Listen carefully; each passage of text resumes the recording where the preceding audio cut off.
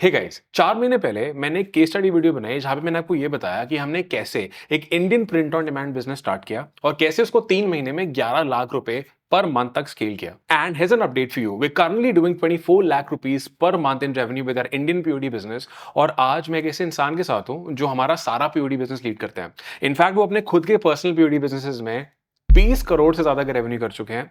आज हमारा सारा पीओडी बिजनेस लीड करते हैं and is a dear friend and also my business partner. So first of all I'd like to give a very warm welcome to Mukul. Mukul, welcome to the Hi, podcast. thank you so much, and thank you again for having me here. It's a pleasure to be with you always. So, Same here. Lots of love. yes. Okay, so देखो guys, इस video में ना हम बहुत चीज़ों के बारे में बात करने वाले हैं and like I always do, मेरे पास नोट्स हैं तो मैं तुम्हें पहले ही बता देता हूँ कि आज तुम्हें क्या क्या हम सिखाने वाले हैं। तो 10 चीजें हैं। सबसे पहले हम तुम्हें सिखाएंगे कि मुकुल की पीओडी जर्नी स्टार्ट कैसे हुई। फिर हम तुम्हें बताएंगे कि इंडियन पीओडी में रिसर्च कैसे करनी है। फिर हम तुम्हें बताएंगे कि डिजाइन्स कैसे बनाने हैं, ठीक है। फिर हम तुम्हें बताएंगे कि ऑर्डर्स फुलफिल कैसे करने हैं, यानी पीओडी पार्टनर्स वगैरह। फिर हम तुम्हें बताएंगे कि तुम्हें एड्स कैसे स्टार्ट करनी है। फिर हम तुम्हें बताएंगे कि तुम्हें एड्स को स्केल कैसे करना है। फिर हम तुम्हें बताएंगे कि इंडियन पीओडी के ऑपरेशन कैसे चलते हैं, मतलब कैश ऑन डिलीवरी, आरटीओज, एनडीआर, वो सब कैसे वर्क करेगा। फिर हम बात करेंगे नीशेस की, कि रेकमेंडेड नीशेस क्या है हमारे एक्सपीरियंस के हिसाब से फॉर द इंडियन मार्केट। फिर हम तुम्हें अपने लास्ट मंथ का जो पीएनएल है उसका ब्रेकडाउन देंगे कि भाई मतलब अगर तुम्हें इंडियन पीओडी के लिए पीएनएल बनाना है तो तुम कैसे बना सकते हो बेस्ड ऑन द वे हम लोग अपने पीएनएल्स बनाते हैं। और 10 हम आपको ये बताएंगे कि अपना खुद का पीओडी बिजनेस कैसे शुरू कर सकते हो, ठीक है। सो चलो शुरू करते हैं। सबसे पहले हम लोग शुरू करेंगे विद मुकुल स्टोरी, राइट। सो आप मुझे ये बताओ कि इनफैक्ट मुझे तो पता ही है but let's share with everybody that आपका पीओडी जर्नी कैसे शुरू हुआ। आई थिंक जब से मैंने पहले अपना पीजी कंप्लीट किया, आई थिंक इन 2010 मैंने पोस्ट ग्रेजुएशन कंप्लीट किया। मैं एज अ सिविल इंजीनियर मैंने अपनी इंजीनियरिंग कंप्लीट की, फिर पोस्ट ग्रेजुएशन किया पुणे से। आपने एमटेक भी किया हुआ है? यस, मैं पीजी करके पूना से आया एंड अगेन वहाँ पे काफ़ी सारे मुझे कंपनी से ऑफर भी थे, but my priority was set कि मुझे घर पे ही रहना है and I have to do something in my home town only. वहाँ पे अपॉर्चुनिटीज़ कम थी but still I was in mind कि ठीक है, जितनी भी सैलरी मिलती है आई कैन मैनेज। तो मुझे अच्छे पैकेजेस थे अराउंड 6-7 लाख के, बट वो मैंने ड्रॉप करके मैं ऑलमोस्ट 10-11 हज़ार रुपये पर मंथ की जॉब मैंने इंदौर में ही स्टार्ट की with a construction company. But the best part was कि मुझे एटलीस्ट घर पे रहने को मिल रहा था with my parents, so that was my priority.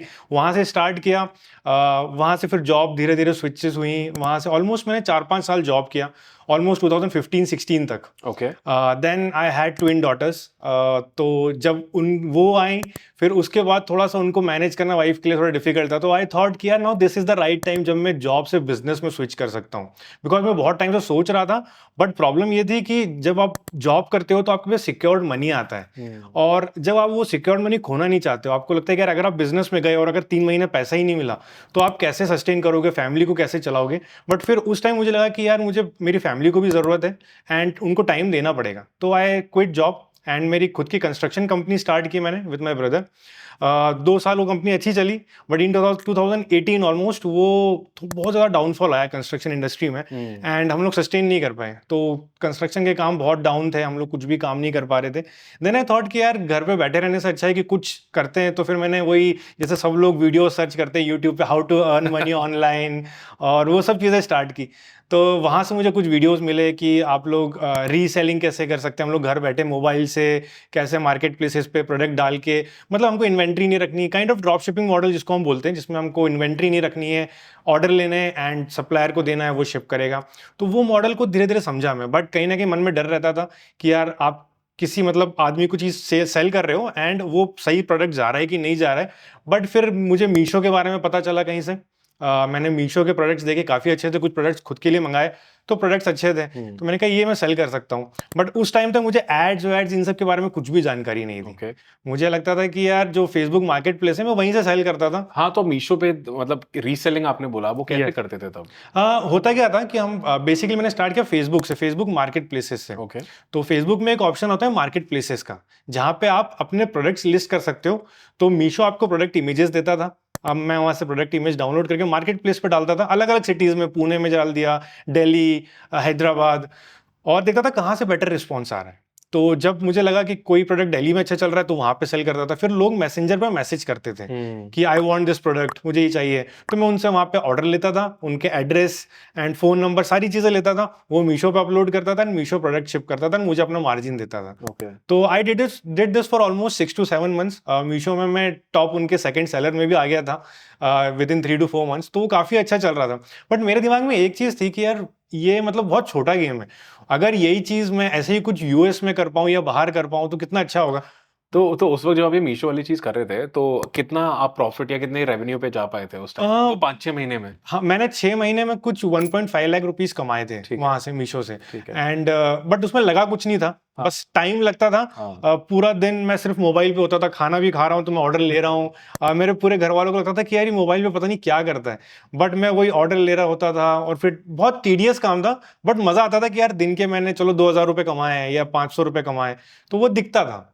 तो that was a good thing, वो कहीं ना कहीं सेटिस्फेक्शन मिलता था कि यार घर बैठे एटलीस्ट कुछ तो कमा पा रहे हैं हम। तो वो चीज़ चल रही थी। फिर जब ये चीज़ दिमाग में आई कि यार इसको कुछ बड़ा कैसे बनाएं, हम लोग अभी एड्स भी रन नहीं करते, मुझे एड्स की भी कोई जानकारी नहीं थी। तो एंड मीशो में फिर क्या हो गया था, बहुत सारे रीसेलर्स ऐड भी हो गए थे। हाँ। तो कहीं ना कहीं कंपटीशन भी बट बढ़ने लग गया था। तब फिर वहाँ पे थोड़ा सा मैं स्टक हुआ कि कैसे आगे बढ़ूँ, क्या और करूँ। एंड मेरी सबसे बड़ी इच्छा थी कि मैं बाहर सेल कर सकूँ, यूएस में या कहीं पे। एंड वहाँ पे अब पता नहीं, अब जैसे हम बोलते हैं कि जो हम बात करते हैं वो मोबाइल सुनता है एंड हमको वही चीज़ दिखने लगती है, शायद ऐसे ही कुछ हुआ होगा। मैंने अपनी शायद वाइफ से डिस्कस किया होगा या कुछ किया होगा, and suddenly I saw your add and that was the turning point. मतलब वहाँ से I think it was 2018 October, I still remember. And आपकी एड देखी, एंड वो एड देख के मैं तुरंत उसी टाइम रुक गया। मैंने पूरा एड देखा and I registered for that webinar. I think एक वेबिनार हुआ था जहाँ पे आपने कोर्स के बारे में बताया था, राइट। Price and all. तो आई बुक दैट वेबिनार। वहाँ पे फिर मैं गया, वेबिनार मैंने पूरा सुना एंड आई स्टिल रिमेंबर, मैं इतना एक्साइटेड था जस्ट सीखने के लिए। मुझे पता नहीं था कि आगे क्या होगा, कितनी मैं सेल करूंगा या कोई भी क्या भी करूंगा, बट ये था कि सीखने को काफ़ी मिलेगा। And the kind of results you are getting, आप लोगों ने जिस तरह की सेल्स की थी, मुझे लगा यार यही लोग सिखा सकते हैं। तो एंड अगेन जैसा मैंने पहले भी कहा, that was the turning point. बहुत लोग ना उस टाइम पे उसको सेव करके रख लेते हैं बट उस पर एक्शन नहीं लेते। मैं आज भी थैंकफुल हूँ, ग्रेटफुल हूँ कि मैंने उस चीज़ पे एक्शन ले लिया। मैंने उसको सेव करके नहीं रखा। आज भी हम लोग रील्स देखते हैं, उसको सेव करके रख लेते हैं, बट तो कभी देखते भी नहीं है। तो अगेन एक्शन लिया। आपका जो वेबिनार था वो देखा, एंड आई स्टिल रिमेंबर आपने वेबिनार पे प्राइस पिच किया था 10,000 या 8,000, एंड आपने कहा था कि जो सबसे पहले बुक करेगा 5 लोगों को हम 2,000 का डिस्काउंट देंगे, and I was the first one two book, I still remember. तो वहां से मुझे शायद 6-7 हज़ार रुपये का कोर्स मिला था वो। ठीक है। And that was really really awesome. तो फिर वहाँ से वो जर्नी स्टार्ट हुई एंड मुझे फिर धीरे धीरे बहुत चीज़ें सीखने को मिली। पहले तो कोर्स का एक्सेस मिला, समझ आया कि कैसे ड्रॉप शिपिंग मॉडल के बारे में पता लगा। मैं ऑल दो 6-7 महीने से ड्रॉप शिपिंग मॉडल ही कर रहा था, बट मुझे पता नहीं था कि this is the drop shipping model. मतलब जैसे बोलते हैं ना कि हम लोग देखो सीखते तो हम लोग यूट्यूब वीडियो देख के भी हैं, बट जो एक कोर्स की पूरी कंटेंट होता है, जो ये स्टेप बाय स्टेप प्रोसेस होती है, दैट इज कंप्लीटली डिफरेंट। तो वहां से मुझे लगा कि यार मैं क्या चीज़ें मिस आउट कर रहा था। जैसे एडवर्टाइजिंग के बारे में मुझे पता नहीं था, फेसबुक एड्स क्या होते हैं, सोर्सिंग के बारे में नहीं पता था कि मैं सोर्स कहाँ से कर सकता हूँ, सेल किनको करना है और क्या सेल करना है। ये 3-4 चीज़ें जो बेसिक है। अभी तो बस ऐसा था कि बस प्रोडक्ट उन लोगों ने दे दिया और वही सेल करना है। तो वहां से जर्नी स्टार्ट हुई एंड देन फिर तो आपसे कम्युनिकेशन जब स्टार्ट हुआ, उसके बाद तो खैर लाइफ आपको पता ही है। और कैसे हो? आई होप तुम्हें ये पॉडकास्ट देख के सुन के मजा जरूर आ रहा होगा। अब सुनो, तुमने अमेजोन पे कभी ना कभी कुछ ना कुछ खरीदा तो हो गई, पर क्या अमेजोन में कभी बेचने का सोचा है? ऑनेस्टली मैं काफी टाइम से बेचना चाह रहा हूं पर कभी एक्शन नहीं लिया। पता है क्यों? क्योंकि ना मुझे किसी ने प्रोसेस बताया और ना मैंने ढूंढा। पर वेरी रिसेंटली मुझे एक ऐसा प्रोसेस पता चला जिसे यूज करके अमेजोन की टीम हमें खुद अमेजोन पे सेल करने में हेल्प करेगी, और पूरा प्रोसेस काफी सिंपल है और तुम्हें अमेजोन पे बेचने में मदद करेगा। तो मैं जल्दी से ना पूरा प्रोसेस स्क्रीन शेयर करके दिखा देता हूँ। ओके, सबसे पहले गूगल पे जाओ और सेल ऑनलाइन सर्च करना। सेल ऑनलाइन सर्च करोगे तो अमेजोन का टॉप पे ही आ जाएगा, sell.amazon.in का लिंक आ जाएगा, इस पे जाओ। यहाँ जाने के बाद आपको नीचे जाना है और हेल्प एंड सपोर्ट पे क्लिक करना है। और फिर आपको help you can get as a seller on Amazon.in पे क्लिक करना है। उसके बाद नीचे स्क्रॉल करो और यहाँ पे ऑप्शन आएगा looking for help with something else, contact us here, इस पे क्लिक करो। इस पे क्लिक करने के बाद you are interested in selling on Amazon and need help with registration process, yes इस पे क्लिक करो और यहाँ सपोर्ट का नंबर आ जाएगा और यहाँ पे तुम डायरेक्टली Amazon की टीम को कॉल कर सकते हो and they will help you start selling on Amazon। देखो भाई, Amazon पे रजिस्टर करना काफी आसान है, सिर्फ एक फोन कॉल में आपका पूरा रजिस्ट्रेशन प्रोसेस हो जाएगा और काफी हैसल फ्री प्रोसेस है। और Amazon पूरे वर्ल्ड की सबसे बड़ी ऑनलाइन मार्केट प्लेस है जिसे इंडिया में ही हर महीने 30 करोड़ से ज्यादा लोग विजिट करते हैं। तो Amazon पे सेल करना तो डेफिनेटली बनता है। अगर आपके फ्रेंड्स या फैमिली में कोई भी बिजनेस करता है ना, ये न्यूज उन तक जरूर पहुंचा देना और Amazon के टोल फ्री नंबर पे कॉल जरूर कर लेना। बस इतना ही, वापस चलते हैं पॉडकास्ट पर। या मतलब I remember this very well, मुझे याद है जब आपकी पहली सेल आई, फिर $100 day, $1000 day, Yes. All up to $10,000 day, Yes. Right, with international POD। And हम लोग टच में रहे पूरा, एंड ये चीज़ मुझे अभी भी याद है। एक बार आपका मैसेज आया था, आप इंदौर में, ऑफ कोर्स इंदौर से थे, हमें पता था तब कि मैं दिल्ली आ जाता हूँ, है Right. ना, आप Right. ऑफिस बुला लो, आई Right. कम, ये वो। एंड मैं और मेरा पार्टनर सृजन हम लोग बात कर रहे थे उस टाइम की, यार मतलब यार क्रेजी है, मतलब we talk to so many people और इतने सारे लोग हैं, लेकिन ट्रस्ट मी, मतलब नहीं बोलते लोग ऐसे। तो इवन वी फेल्ट दैट वो पागलपन और वो जो क्रेज होता है ना, that we want to do it, वो आज भी है। एंड आई थिंक ये एक ऐसी क्वालिटी है जिस वजह से आप वहाँ जहाँ हो। और तो 100% यार। तो ठीक है, तो उस टाइम पे प्रोग्राम ज्वाइन हुआ, इंटरनेशनल POD की जर्नी स्टार्ट हुई। तो इंटरनेशनल POD में, ऑल्दो आप खुद ही बताओ, मतलब तब से लेकर अब तक इंटरनेशनल POD में आप कितना रेवेन्यू वगैरह हिट कर चुके हो? अभी तक I think I have crossed $2 million in sales US में, and this is purely US. दूसरी कंट्रीज मैंने अभी तक नहीं एक्सप्लोर करी बिकॉज जो रिजल्ट्स यूएस में मिले वो दूसरी कंट्रीज में वैसे नहीं मिले। तो आई थिंक ये this is purely US. First 3 months क्या होता है ना, जो सबसे ज्यादा लोग गिव अप करते हैं वो तभी करते हैं बिकॉज लोगों की एक्सपेक्टेशंस इतनी हाई हो जाती है, उनको लगता है कि यार ओवरनाइट हमारी लाइफ चेंज हो जाएगी, हम एड्स रन करेंगे, सेल आ जाएगी। और मैंने देखा था जितने भी लोगों ने साथ में ग्रुप ज्वाइन किया था या वो कोर्स ज्वाइन किया था, 80% लोग नॉन रिस्पॉन्सिव हो गए थे, उन लोगों ने ज्वाइन छोड़ दिया था या तो course, I don't know, but उनका रिस्पॉन्सेज आना बंद हो गए थे क्योंकि शायद उनकी सेल नहीं आ रही थी। एंड आई वाज लाइक कि ठीक है सेल नहीं आ रही but at least I am learning everything, मतलब डेली बेसिस पे मैं लर्न कर रहा हूँ कि यार ये डिजाइन नहीं चली, ये ऐड नहीं चला, तो क्या इसमें प्रॉब्लम थी। I was trying to figure out. तो वहां से मुझे वो शुरू के 6 मंथ की जो लर्निंग थी ना, वो अभी तक मुझे काम आ रही है क्योंकि ऐसे फेजेस हर बिजनेस में आते हैं जब आप डाउन जाते हो एंड वहां पे लोग मोटिवेशन खो देते हैं, फिर उनको लगता है कि यार ये बिजनेस मॉडल खत्म हो गया। बट अभी भी आप पूछो तो लास्ट के 2-3 महीने ऐसे ही थे जब बहुत डाउन चल रहा है, बट मुझे पता है कि अभी और वापस से वो ठीक होगा and again I will start earning money. तो जब आप एक बार पैसा कमा लेते हो उस बिजनेस मॉडल से तो आपके कॉन्फिडेंस लेवल अलग ही बढ़ जाता है। तो वो सीखा एंड फिर जब मैंने I still remember it was in April that I got my first $100 day and then you give me next target की $500 डे, वो हुआ, फिर $1000, फिर 1200 and then it was like a dream for me. Right. And the biggest happiness that I got when I received my first order, जब I still remember रात में मैं सो रहा था and the mobile कचिंग बजा एकदम, और वो सबके लिए ड्रीम मोमेंट होता है। And the best part is कि यार you are sleeping in your home, मतलब मैं तो महू से आता हूँ जो इंदौर के पास बहुत छोटी सी जगह है एंड जिसको शायद कोई जानता भी नहीं होगा, and I have never been to USA। वहां पे कोई वो डिजाइन परचेज कर रहा है जो मैंने बनाया है यहाँ बैठ के, तो वो फीलिंग है मतलब आउट ऑफ द वर्ल्ड वाली है कि पैसा और वो सब चीजें वहां पे मैटर नहीं करती। And I was just jumping all around कि यार मेरा डिजाइन सेल हो गया एंड मुझे सेल आई स्टिल रिमेंबर $19.95 का हम लोग सेल करते थे। तो it was a big thing कि यार यहाँ बैठ के, and I have no knowledge about computer and all these things, Shopify, but वो कोर्स में इतना ब्यूटीफुली स्टेप बाय स्टेप सब चीज बताई थी, तो ऐसा लग रहा था कि यार बस करते जाओ एक एक करके। तो वो इतना सॉर्टेड हो गया एंड वहां से फिर जो जर्नी स्टार्ट हुई, आई स्टिल रिमेंबर फिर उसके बाद जो सेकंड लाइफ चेंजिंग मोमेंट आया था, वो जो मास्टरमाइंड आप लोगों ने किया था एक एयरबीएनबी में, हम लोग जहाँ पे ऑलमोस्ट गुड़गांव में 35 लोग करीब वहां पे थे।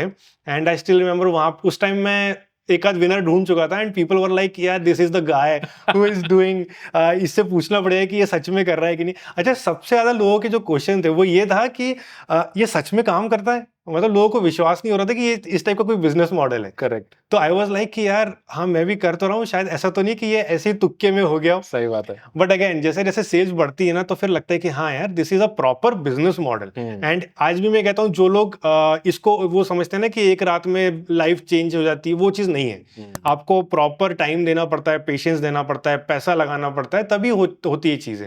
हाँ, मतलब एक प्रॉपर बिजनेस है। अब जैसे आपने बताया कि आपने अक्टूबर में आपको पता चला, you join the program, program, फिर देखो नवंबर, दिसंबर, यस जनवरी, फरवरी, मार्च, अप्रैल, यस अप्रैल में आपकी पहली सेल आई। यस तो मतलब वो 4 to 5 months, चलो लाइफ हैपेंस, आप बिजी होते हैं, बट 4-5 महीने तक आपकी कोई सेल नहीं आई। कोई सेल नहीं 4-5 महीने बाद आपकी सेल आई। यस एंड ये देखो, ये चीज़ अभी couple days back I was having a conversation with a friend of mine, और मैं आपके बारे में उनसे बात कर रहा था, and I think you are the most consistent गाय।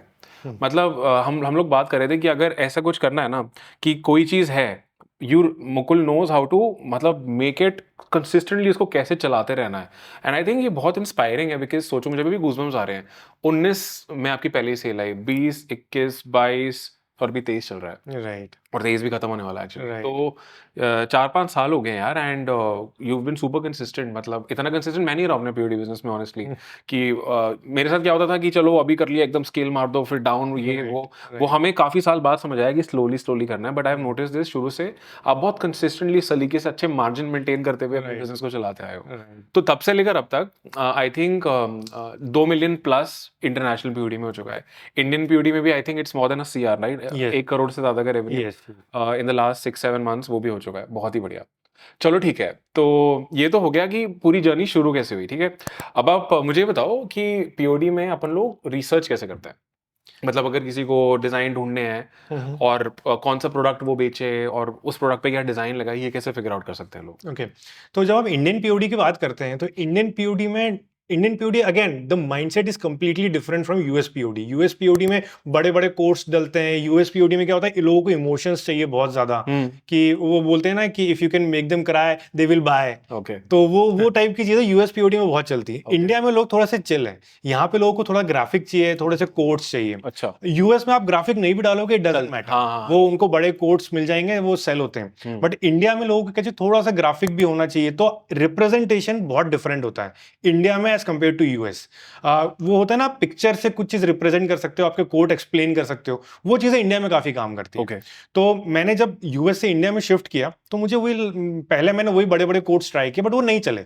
मुझे समझ आ गया कि यार यहाँ पे स्ट्रेटेजी दूसरी काम आएगी। Okay. मैं एटसी पे गया। मैंने एटसी पे जो प्लेन डिजाइन होते हैं जिसमें कोट्स बहुत छोटे छोटे होते हैं, 2 या 3 वर्ड के, उसमें कुछ इमेजेस हैं, उस टाइप के कोट्स शॉर्टलिस्ट किए। गूगल पे भी सेम चीज की, और फेसबुक एड्स लाइब्रेरी में भी जाके सर्च किया। तो मैंने कुछ ऑलमोस्ट 60-70 डिजाइन शॉर्टलिस्ट किए, उनको टेस्ट करना स्टार्ट किया, अलग अलग नीशेस के। करीब मैंने 5-6 नीश मिक्स करी, ठीक है। उनको फिर टेस्ट करना शुरू किया। उनमें से कुछ 2-3 नीश अच्छी काम करी, एंड फिर उन 3 नीश के मैंने कलेक्शंस बना दिए। क्योंकि हम लोग स्टार्ट जब करते हैं इंडियन पीओडी या कोई सा भी पीओडी, हम जनरल स्टोर से स्टार्ट करते हैं। डायरेक्ट नीश से अगर स्टार्ट करेंगे और वो नहीं काम किया तो वो स्टोर बेकार हो जाएगा, राइट। तो हम लोग जनरल स्टोर से स्टार्ट करते हैं। 2-3 नीश के हमने कलेक्शंस बना दिए, और कलेक्शन पे ही हमने एड्स रन किए, लाइक कराउजल एड्स हम लोगों ने रन किए। इंडिया में मैंने ये चीज देखी जो यूएस में काम नहीं करती, कराउजल एड्स। इंडिया में हम लोग the simplest way to test is कि आप एक कलेक्शन क्रिएट करो। For example I am testing a biker niche, ठीक है। मैंने बाइकर नीश के 8 से 10 डिजाइन एक कलेक्शन में डाल दिए। अब मैंने उन डिजाइन्स का एक कराउजल एड बनाया, ठीक है, और उस कराउजल एड्स के वही अपने एक नॉर्मल कैंपेन चलाया, और फिर देखा मैंने 1 हफ्ते में कि कौन से डिजाइन पे सेल आ रही है। ठीक है। इट डजंट मैटर कि मैं प्रॉफिटेबल हूं चाहे नहीं हूं, बट मुझे ये पता लग गया कि यार यही डिजाइन लोग खरीद रहे हैं। नाइस। फिर मैंने उस एक डिजाइन का एक सेपरेट कैंपेन बनाया, और उस डिजाइन को मैंने स्केल किया। नाइस। तो दिस इज द स्ट्रेटेजी। ये स्ट्रेटेजी मैंने यूएस में ट्राई की, बट वहां पे काम नहीं की। ओके। बट इंडिया में this works really well, and इससे सबसे अच्छी बात ये होती है कि आपके टेस्टिंग का आपका पैसा बच जाता है, टाइम बच जाता है, कि आपको अलग अलग डिजाइन के अलग अलग कैंपेन्स क्रिएट नहीं करने। एक ही कराउजल कैंपेन में आपका सारा टेस्टिंग हो गया। नाइस। तो इस तरह से, एंड अगेन अगर कोई डिजाइन या फिर कोई नीश आपका क्लिक कर गया तो आप उसके ऊपर नीश स्टोर कंटिन्यू कर सकते हो। ओके, गॉट तो इट। जनरल से आप नीश पे बहुत इजीली शिफ्ट हो सकते हो। नाइस। जो लोग ये सोच रहे हैं कि भाई कराउजल ऐड वगैरह क्या है, एड्स के ऊपर हम डिटेल में भी बात करेंगे, तो तुम उसकी टेंशन मत लेना। बट ठीक है, रिसर्च में समझ आ गया कि आपने एटसी पे, गूगल पे जाके, एड लाइब्रेरी पे जाके टी-शर्ट वर्ड वगैरह सर्च वगैरह किया। यस यस जैसे आपको जो जो समझ आए 5 नीशेस, आप राइट स्क्रीनशॉट लेते गए, राइट एंड देन आपने 4-5 अलग अलग कलेक्शन बनाए, कलेक्शन पे 10 डिजाइन ईच ऑलमोस्ट डालने होंगे। हाँ राइट और फिर ये अच्छा था कि उनका एक ही एड में कराउजल डाल दिया, देखा कौन सा डिजाइन चल रहा है, फिर उस पे उस बजट लगाया। यस नाइस, ठीक है। मतलब rather than spending on 10 designs, हाँ पूरे कराउजल पे Right. हो गया। ठीक है। तो अगर किसी को वैसे रिसर्च करनी है तो यही आप ये रेकमेंड करोगे कि इन्हीं प्लेटफॉर्म पे जाके टी-शर्ट वर्ड सर्च यस ना, मतलब अलग अलग कीवर्ड्स यूज करने पड़ेंगे, लाइक टी शर्ट यूज कर लो, या फिर जो आपकी नीश है, फॉर एग्जांपल अगर आप बाइकर नीश कर रहे हो तो बाइक टी शर्ट्स, ये बाइकर टी शर्ट्स, इसमें अलग अलग कीवर्ड्स आप यूज कर सकते हो। जितने और अगेन उसमें सजेशंस में आपको और भी ऑप्शंस आएंगे, जितने ज्यादा कीवर्ड्स डालोगे उतने आपको रिजल्ट्स मिलेंगे। आप देखो कौन सी डिजाइन आपको लगता है, क्योंकि अगेन हम लोग इंडिया में रह रहे हैं तो हमको पता है लोग किस तरह के डिजाइन प्रेफर करेंगे। करेक्ट। यूएस तो हम गए नहीं, तो उसकी थोड़ी सी रिसर्च डिफिकल्ट होती है। इंडिया में तो छोटे छोटे नॉर्मल कोड्स भी चलते हैं, तो अगेन आपको रिसर्च बहुत इजी हो जाएगी, और नॉर्मल कीवर्ड्स डाल के आपको गूगल और एचसी ये दो काफी हैं सर्च करने के लिए। हाँ, और अगर आप लोग को निशेस के आइडिया चाहिए तो उस केस में भी आप जैसे एड लाइब्रेरी पे जाके टी शर्ट डालोगे तो हाँ, कई सारे स्टोर, बहुत सारे, उनके कैटेगरी जाके देख लो, बेस्ट सेलर देख लो, वहां से भी आपको निशेस का आइडिया मिल जाएगा। राइट। ठीक है, तो मान लो हमारी रिसर्च हो गई, अब नेक्स्ट स्टेप आ जाता है डिजाइन। तो डिजाइनिंग के लिए आपने इंडिया में क्या देखा है कि किस तरह का, आपने बोला ग्राफिक्स और ये सब करने होते हैं, तो आपका क्या प्रोसेस रहता है आज डिजाइन क्रिएशन का? आप करवाते हो, खुद करते हो, व्हाट इज द प्रोसेस? मैंने बहुत सारे वैसे पहले डिजाइनर्स हायर किए थे, बट अगेन वो लोग मेरे साथ काम नहीं कर पाए, क्योंकि जो मेरी रिक्वायरमेंट होती थी मैं इतने चेंजेस करवाता था, क्योंकि जो मेरे दिमाग में है वो शायद वो लोग नहीं रेप्लिकेट कर पा रहे थे। तो मुझे ऐसा लगा कि एक के बाद एक उनको प्रॉब्लम आने लगी। फिर मैंने धीरे धीरे कैनवा सीखना स्टार्ट किया। तो अब मैं एंड मुझे ऑलमोस्ट 3 से 4 साल हो गए, मैं कैनवा पे खुद ही डिजाइन बनाता हूँ, यूएस की भी और इंडिया की भी। इंडिया में कैनवा में ग्राफिक्स भी काफी सारे हैं, वो आप इजीली यूज कर सकते हो। और अगर आपको जरूरत है ग्राफिक्स की तो आप एटसी से बाय कर सकते हो। एटसी पे $1 $1.5 में आपको डिजाइन भी मिलते हैं बने हुए, बट वो डिजाइन ऐसे हैं कि जिसमें आपके एलिमेंट्स नहीं है, तो आप वो डिजाइन बाय करके उसके, क्योंकि वो पीएनजी फाइल्स होते हैं, कैनवा से आप फॉन्ट्स उठा सकते हो, ग्राफिक्स उठा सकते हो, बहुत इजीली आप डिजाइन कर सकते हो। तो आई वुड से कि मैं क्या करता हूँ, जो मैंने कोड शॉर्टलिस्ट किया है वो कोड को मैं गूगल पे डालता हूँ, उसके सैंपल डिजाइन देखता हूँ कि कौन सा है जो मेरे एकदम दिमाग के एकदम क्लोजेस्ट है, उसको मैं उठा के कैनवा पे डालता हूँ, उसी के अराउंड अपना डिजाइन क्रिएट करता हूँ कैनवा पे, वही कलर थीम और वो सब चूज करके, फॉन्ट स्टाइल। एंड अगेन जितना नीट एंड क्लीन डिजाइन रखो ना उतना सेल करता है। लोग यूजुअली करते हैं कि 4-5 कलर्स ऐड कर देंगे, उसमें इतने सारे एलिमेंट्स ऐड कर देंगे, जो कोड है उसका इमोशन खत्म हो जाता है। Correct. And I always say कि आपका जो प्रोडक्ट है वो आपका कोट है, वो टी शर्ट नहीं है। हम लोग सोचते हैं कि यार मैं इसको मग पे सेल करूं, वो प्रोडक्ट नहीं है आपका। Your product is your coat, the design. लोग यस द डिजाइन, लोग वो डिजाइन खरीद रहे हैं आपसे, एंड क्योंकि वो अगेन उससे अटैच्ड है। तो टी शर्ट तो उनके पास घर में है ना, उनके पास कोट नहीं है, वो डिजाइन नहीं है। तो आपके डिजाइन एकदम नीट एंड क्लीन रखो, ताकि जब वो पढ़े तो उनको वो तुरंत वो इमोशन फील हो। जैसे यूएस में हम लोग देखते हैं कि एटलीस्ट 3-4 वर्ड का कोट होना चाहिए, इमोशन होना चाहिए। इंडियन, जो भी आपने अभी इंडियन में टेस्टिंग करी है, तो आप क्या समझो कि इंडिया में लोगों को किस तरह के डिजाइन चाहिए? इंडिया में लोगों को ना प्राउड फील करना बहुत पसंद है। अच्छा। मतलब सेल्फ, खुद के लिए। हाँ। वो मतलब किंग, जैसे वो खुद किंग है, उससे रिलेटेड कुछ कोट हो गया, जो लेडीज उनके लिए क्वीन हो गया। ठीक है। इस तरह के जो डिजाइन होते हैं ना, जिसमें वो पहन के उनको लगे कि हाँ यार, फॉर एग्जांपल जिम निश मैंने ट्राई करी, जो बहुत अच्छी काम करी, अभी भी मेरे लिए बहुत अच्छी काम कर रही है। उसमें मैंने देखा है लोग जब बहुत मोटिवेशनल कोट्स हम डालते हैं, जिसमें उनको पहन के लगे कि यार ये मैं पहन के जाऊंगा जिम और लोग देखेंगे and I will feel motivated, वो लोगों को बहुत पसंद आता है। अच्छा। तो इंडिया और यूएस में, यूएस में लोग जैसे जो रिलेशनशिप्स होती हैं उसमें इमोशंस बहुत होते हैं, तो वो वाले डिजाइन पसंद है। इंडिया में लोगों को प्राउड वाली फीलिंग बहुत पसंद है। अच्छा। तो उससे रिलेटेड जो भी आप कोड चलाओगे तो वो काफी अच्छा। जैसे आपने फिटनेस का बताया कि मान लो कोई बॉडी बिल्डर का कोई डिजाइन है, मतलब जो दिखा रहा है कि भाई मैं बॉडी बिल्डिंग करता हूं। आपने बाइकिंग का एग्जांपल दिया कि मैं बाइकर हूं, तो मतलब दे वांट वैलिडेशन, या मतलब कहीं ना कहीं उनको एक वो चाहिए, ईगो बूस्ट बोल सकते हैं। यस यस, कि उस डिजाइन उनको दिखाना है लोगों को बेसिकली Sure. कि यार हाँ काइंड ऑफ वही। क्योंकि अब देखो ये चीजें मार्केट में तो है नहीं, और जब कुछ उनको लगेगा कि this is exclusive, this is for me, कि यार ये तो मैं अपने आप से रिलेट करता हूँ, तो वो डेफिनेटली खरीदेंगे, उनको पहनना बहुत पसंद है। मतलब ये अच्छी बात है, क्योंकि देखो इंडिया में अगर आप लोकल मार्केट में जाओ, इस तरह के बाइकर वाइकर, ये तो दूर दूर रिलेशनशिप बाइकर दूर दूर तक नहीं है। बिल्कुल भी नहीं। राइट। यूएस में फिर भी फर्क है। यूएस में जब लोग वॉलमार्ट वगैरह जाते हैं, वहां पे ना इनको काफी डिजाइन मिलते हैं वहां के, क्योंकि यूएस में तो बहुत बड़ी मार्केट है। राइट। इंडिया में आप जैसे गोवा में भी वो जो स्टॉल्स लगी होती है, वहां पे आपको क्या मिल जाएगा, वो गोकू वोकू बना देंगे। नहीं एग्जैक्टली लोग, क्योंकि अगेन अब आप जब अपनी टारगेट ऑडियंस को इमेजिन करते हो तो आपको पता है कि यार वो लोग किस चीज को पहन के प्राउड फील करेंगे। राइट। फॉर एग्जांपल अगर मैं जिम निश की बात करूं तो मुझे पता है कि किसको वेट लिफ्टिंग पसंद है तो उसके हिसाब से मैं बनाऊंगा, किसी को स्क्वाट्स पसंद है तो मैं उसके लिए डाल दूंगा। तो जैसे वो पड़ेगा कि अरे यार इसमें तो ये तो स्क्वाटिंग तो मैं ही कर लूंगा, क्लिक कर जाएगा, तो ये मैं खरीदता हूँ। तो वो वहां से आपको पकड़ना पड़ता है। तो अगेन इंडिया में जितना प्राउड फील कराओगे लोगों को, आई थिंक वो उतना चलेगा। चलो ठीक है। तो अब हमारा डिजाइन हो गया है, रिसर्च हो गया है, अब मुझे ये बताओ कि पीओडी पार्टनर्स क्या यूज करते हो आप? यूएस में तो देखो काफी फेमस है प्रिंटिफाई, प्रिंटफुल, फ्यूल। Yes. इंडिया का क्या हिसाब है, क्योंकि बहुत लोग ये सवाल पूछते हैं, तो आप अभी क्या यूज कर रहे हो और आपका एक्सपीरियंस कैसा रहा है? मैंने स्टार्ट किया क्विकिंग से, अभी भी मैं क्विकिंग ही यूज़ कर रहा हूँ। एक्सपीरियंस अभी तक अच्छा रहा है, to be very honest. Product quality बहुत अच्छी है, प्रिंट क्वालिटी बहुत अच्छी है, प्राइसिंग भी अच्छा है। मैं unisex T shirt normal regular 180 GSM regular T shirt अच्छा, आप मेन वुमेन नहीं कर रहे हो? नहीं, यूनिसेक्स टी शर्ट सेल करता ठीक है। हूँ क्योंकि वो मेन वुमेन दोनों पे चल जाता है वो। Sorted, right. तो उसमें बार बार आपको हर डिजाइन के लिए अलग प्रोडक्ट क्रिएट करने की जरूरत नहीं है। तो प्रोडक्ट क्वालिटी इज गुड। थोड़ा थोड़ा कभी कभार प्रोडक्शन का प्रॉब्लम आता है, डिलेज होते हैं प्रोडक्शन के, बट इसका मतलब ये नहीं कि प्लेटफॉर्म खराब ही है, क्योंकि वो आपको ऑलमोस्ट 380-385 रुपीज में शिप करके दे देता है। ये विद जीएसटी है? Yes, with GST. एंड जो वो शिप करते हैं वो भी ब्लू डार्ट एयर से करते हैं, तो that is also very good thing कि शिपिंग टाइम बहुत कम लगता है। ओके। तो एक वो चीज़ बहुत अच्छी है। दूसरी चीज़ प्रोडक्शन डिले, जैसे अभी भी कुछ टाइम से प्रोडक्शन डिलेज चल रहे हैं, बट वो हर प्लेटफॉर्म पे आता है। तो उसके लिए क्या कर सकते हैं आप, ऑल्टरनेटिव रखो, लाइक देयर इज प्रिंटरोव ऑल्सो। क्या प्रिंटरोव यूज कर सकते हो? अगर आपके पास ऑप्शन है कि लोकल वेंडर को आप यूज कर सको, जैसे हम लोग को एक लोकल वेंडर के साथ हमने पार्टनरशिप किया है, उनको साथ भी हम काम करते हैं। जो इंदौर में ही है, राइट? इंदौर में ही है, राइट। तो दोनों के साथ हम काम करते हैं, एंड जिसके साथ लगता है कि अगर क्विकिंग प्रॉब्लम कर रहा है तो हम वहां पे बल्क ऑर्डर्स दे देते हैं, और अगर लगता है कि वो प्रॉब्लम कर रहा है तो क्विकिंग पे आ जाते हैं। एंड क्विकिंग के साथ में हम लोगों ने प्रिंटरोव भी डाल रखा है। अगर लगता है कि क्विकिंग और ये दोनों में प्रॉब्लम आ रही है तो हम वहां भी जा सकते हैं। तो you need to keep options for yourself. मतलब don't put all your eggs in one basket. Right. लेकिन इसमें वो वाला इशू नहीं आता आपको कि जैसे मान लो क्विकिंग पे एक टी शर्ट डली हुई है, एक प्रिंट रोफ पे डली हुई है, किसी ने दोनों ऑर्डर कर ली, फिर मतलब कस्टमर इशू नहीं क्रिएट करते कि अलग अलग आ रही है? नहीं होता है ये चीज, बट ऐसे हम लोग एक्चुअली जब क्विकिंग का प्रमोट करते हैं तो प्रिंटरों के एड्स रन नहीं कर रहे होते। अच्छा। उस प्रोडक्ट के। अगर कोई नॉर्मल ऑर्गेनिकली ऑर्डर आ गया तो फिर हम क्या करते हैं, उन दोनों को उसको डुप्लीकेट करके क्विकिंग में ही डाल देते हैं। अच्छा, वहां से कैंसिल तो एक ही जगह से करते हैं और प्रिंटरों वाला कैंसिल कर देते हैं। ठीक है, चलो ये भी समझ आ गया।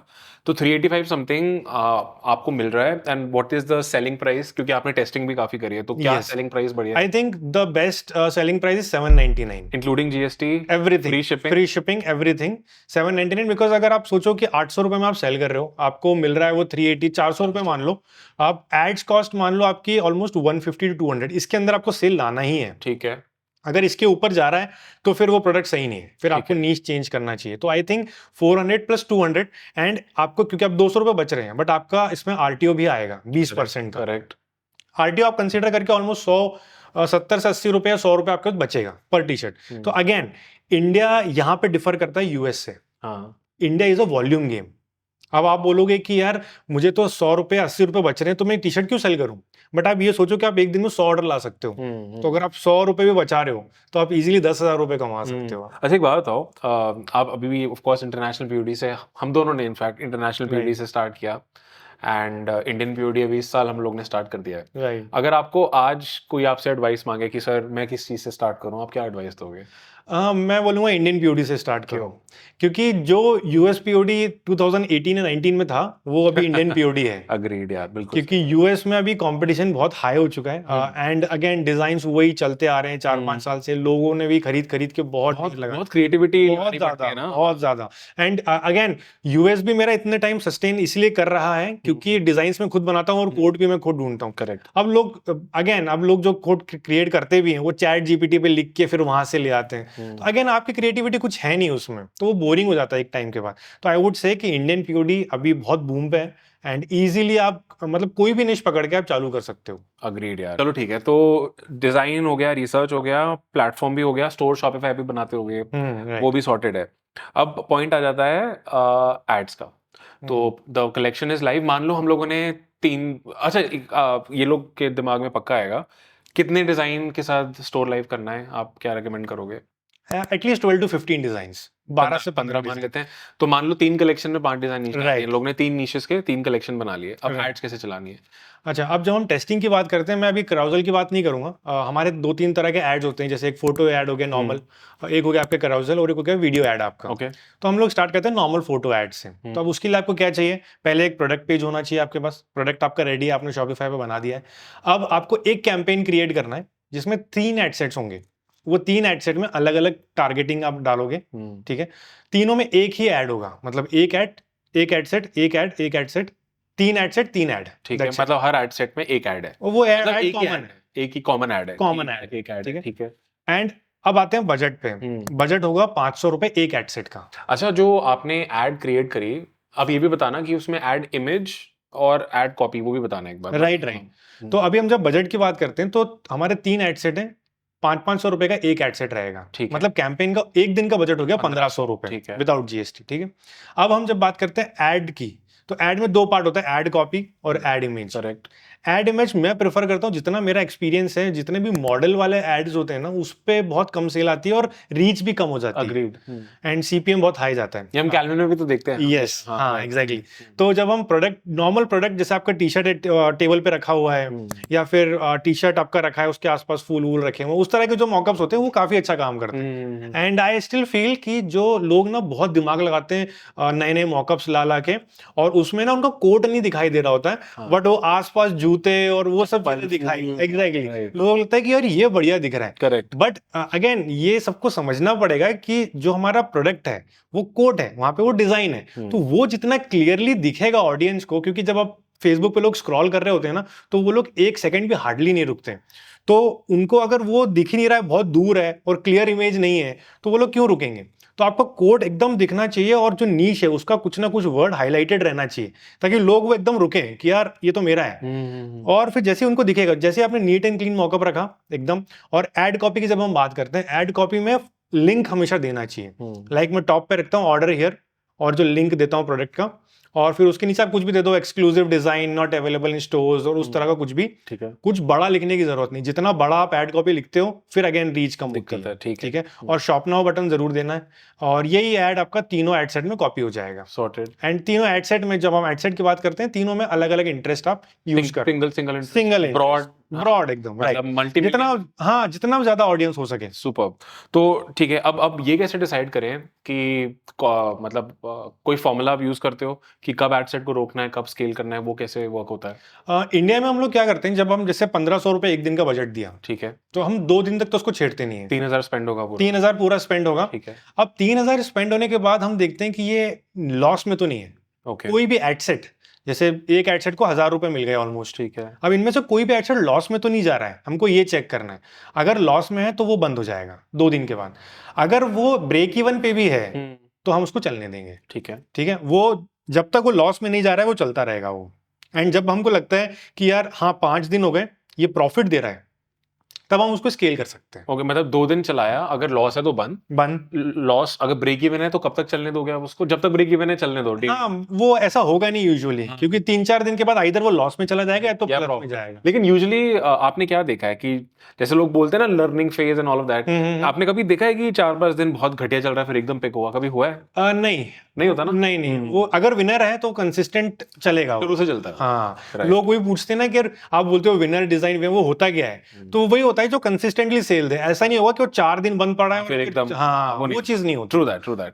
तो ठीक है, तो मान लो फिर 5 डेज के बाद आप डिसीजन लेते हो कि स्केल करना है या नहीं, करेक्ट? यस, मतलब ये बहुत जरूरी है कि, बिकॉज अगेन शुरू के 3 दिन जो है ना वो अनसर्टेनिटी वाले रहते हैं कि यार एक दिन तुक्के में चलो बिक गया, एक दिन नहीं बिका, तो आप you are not sure. But when जब 5 दिन पूरे स्पेंड हो गया है एंड आपको लग रहा है कि हाँ यार for last 3 days at least it is in profit, right, ठीक है, उसके बाद यू कैन स्टार्ट स्केलिंग। ठीक है, तो at the end of 5 days अगर लास्ट 3 दिन प्रॉफिटेबल हैं और अच्छे मार्जिन से प्रॉफिटेबल हैं, ऐसा नहीं है कि 5-6% का मार्जिन, हाँ, एटलीस्ट रोएस ऑफ 4 और 4.5 या उसके ऊपर कुछ 4.5 and above ROAS, return on ad spend आपका चल रहा है, फिर हम उसको स्केल करेंगे। ठीक है। यस। अब पॉइंट आ जाता है स्केलिंग का। तो स्केलिंग स्ट्रेटजीज अभी क्या बेस्ट वर्क कर रही है इंडियन पीयूडी के लिए? यूजुअली देखो, जब कोई अगर नीच का हम टेस्ट कर रहे हैं, क्योंकि हमने 3 ही एडसेट से स्टार्ट किए हैं, अगर हमको लगता है कि उन 3 में से 2 अच्छे काम कर रहे हैं या फिर एक भी अच्छा काम कर रहा है, तो हम लोग और एडसेट ऐड करेंगे नए नए इंटरेस्ट के साथ, और उसको ट्राई करेंगे कि यार एटलीस्ट 5-6 एडसेट हमारे साथ एक साथ चलें। क्योंकि होगा क्या ना, एक सबसे अच्छी जो स्ट्रेटेजी काम करती है वो है हॉरिजॉन्टल स्केलिंग, जिसमें हम डायरेक्ट बजट बढ़ाते हैं एडसेट का। ठीक है, बट होता क्या ना, क्योंकि वो एक ही एडसेट है, तो आप कब तक बजट बढ़ाओगे, उसकी ऑडियंस एग्जॉस्ट हो जाएगी। तो हमको एटलीस्ट 2-3 एडसेट्स चाहिए, 2-3 इंटरेस्ट चाहिए हमको, जिसपे हम स्केल कर सके। तो हम पहले अप्लाई करते हैं DAAI, जिस मेथड को हम बोलते हैं डुप्लीकेट एंड ऐड इंटरेस्ट। ठीक है, हम दो एटलीस्ट 3 एड सेट वापस से बनाते हैं, उसको हम चेक करते हैं यही 5 डे प्रोसेस से, अगर लगता है कि वो अच्छा चल रहा है फिर हम उस पर हॉरिजॉन्टल स्केलिंग स्टार्ट करते हैं। मतलब आपने उसी कैंपेन के अंदर 3 एड सेट और बना लिए with new interest, with new और वही सेम फंडा, 500 रुपए बजट, एग्जैक्टली 2 दिन तक देखो, एवरीथिंग विल रिमेन सेम। ठीक है, यस, गॉट इट, सॉर्टेड। और फिर आप हॉरिजॉन्टल स्केलिंग आप एग्जैक्टली कैसे कर रहे हो फिर? देखो अब अगेन जब हम बजट बढ़ाते हैं किसी भी एड सेट का तो उसका ऑप्टिमाइजेशन बिगड़ने का चांस होता है। करेक्ट। फेसबुक बोलता है कि आप एकदम बजट बढ़ाओगे तो ऑप्टिमाइजेशन बिगड़ जाएगा, तो व्हाट वी डू इज कि हम 20% बजट बढ़ाते हैं, और वो हम करते हैं एवरी ऑल्टरनेट डे। जैसे आज अगर वो 500 में चल रहा था तो मुझे लगा कि ये स्केल करना है तो मैं इसको 20% से बढ़ा दूंगा, 600 रुपए कर दूंगा मैं उसको, ठीक है। उसको मैं एक दिन और चलने दूंगा, नेक्स्ट डे उसको वापस जज करूंगा, अगर वो ठीक है तो अगेन 20% आई विल इंक्रीज। एक तरीका तो हो गया ये। अब दूसरा तरीका ये होता है कि यार आपका एडसेट एकदम से वो पिछले 3-4 दिन से आपको 5-6 का रोएस दे रहा है, बहुत ही अच्छा रोएस दे रहा है, एंड आपको लग रहा है कि इसमें पोटेंशियल है, तो I will increase it from 500 to 1500। Aggressive scaling कर दूंगा उसकी मैं, ठीक है। एंड फिर मैं उसको वेट करूंगा अगेन फॉर 3 डेज। अगर लगता है कि अभी भी कंसिस्टेंट रोएस है, I will again scale it aggressively, उसको मैं 3000 कर दूंगा। ओके, ठीक है, डिपेंडिंग अपॉन द परफॉर्मेंस। ये तभी करना है अब अगेन क्योंकि मुझे एक्सपीरियंस हो गया है, इसलिए शायद मेरे लिए थोड़ा सा इजी होता है कि यार एक दिन लॉस भी हो जाएगा तो आई कैन बियर इट। जो लोग स्टार्ट कर रहे हैं वो ये चीज ना करे तो ज्यादा बेटर है, बिकॉज क्योंकि उस टाइम पे क्या होगा, जैसे जैसे बजट बढ़ता जाएगा ना तो उनकी हार्ट बीट बढ़ेगी कि यार जब सोने जाएंगे तो इतना पैसा लगा हुआ है एड में। तो क्योंकि इनिशियली मेरे साथ भी होता था वो चीज, तो 20% वाला जो स्टार्टर्स हैं उनके लिए सेफ है। 20% एवरी 24 आवर्स या every 2 days 3 days? Every alternate day, every 48 hours, every 48 hours. Yes, ठीक है, तो मतलब सेफ मेथड हो गया कि 20% बजट बढ़ाते रहो, अगर 500 है तो 100 रुपए बढ़ा लो। Yes yes. और अगर वो मतलब कितना मान लो 4 एंड अबव रोएस दे रहा है ना? Yes yes. और अगर मान लो आप, वो तो चलो एक्सपीरियंस से समझ आता है, अगर वो 6 7 8 10x है तो आप उसको ज्यादा भी बढ़ा सकते हो। राइट। फॉर एग्जांपल अभी रिसेंटली बताता हूँ, मेरी एक डिजाइन थी जिसको मैंने लॉन्च किया, उसने शुरू के 3 दिन में मुझे ऑलमोस्ट 8.5 का रोएस दिया, एंड उसमें आरटीओस वगैरह भी मैं चेक कर लिया था, आरटीओस भी ज़्यादा नहीं थे, क्योंकि वो नीश मेरी बहुत टाइम से चल रही थी। तो 8-8.5 का रोएस था, मैं 500 रुपये पे चला रहा था, मैंने उसको सीधा 3000 कर दिया मैंने उसको। एंड उसका रोएस देखो, जब हम स्केल करते हैं रोएस गिरता है, थोड़ा ड्रॉप होता है, but again it was around 6.5 to 7। तो मैं उसको कंसिस्टेंट 3000 पे चलाया 3 दिन, उसको मैंने फिर 5000 किया, इट वाज अगेन अराउंड 6। फिर मैंने उसको 7000 किया, इट वाज अराउंड वही 5.56 चल रहा था। वो 1 महीने तक चला डिजाइन वो, बट उसने इतनी सेल दे दी थी कि मेरा पूरा महीने का रेवेन्यू एक डिजाइन से कंप्लीट हो गया था। तो जब हम एग्रेसिव स्केलिंग करते हैं तो ये फायदा होता है, क्योंकि अल्टीमेटली होना क्या है, आप जैसे जैसे बजट दोगे, अब आपके पास अगर 2000 रुपए, अब आप उसको 50 दिन में खत्म करो या 2 दिन में खत्म करो, बात तो वही है। आप डर डर के खत्म करोगे तो 50 दिन तक चलेगा।